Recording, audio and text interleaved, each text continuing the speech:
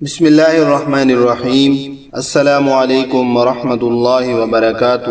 میرے دوستو، آپ دیکھ رہے ہیں میرا یوٹیوب چینل اسلامک حدیث۔ آج میں آپ کے سامنے بہت ہی عمدہ اور قیمتی 10 باتیں بیان کروں گا۔ نمبر 1، توحید مسلمانوں کے لیے ایمان کی جڑ ہے۔ نمبر 2، رسول اللہ صلی اللہ علیہ وسلم کی اتباع میں مسلمانوں کی کامیابی ہے۔ نمبر 3، شریعت پر عمل کرنا مسلمانوں کے لیے امن ہے۔ نمبر 4، جہالت پر چلنا انسان کے لیے بربادی ہے۔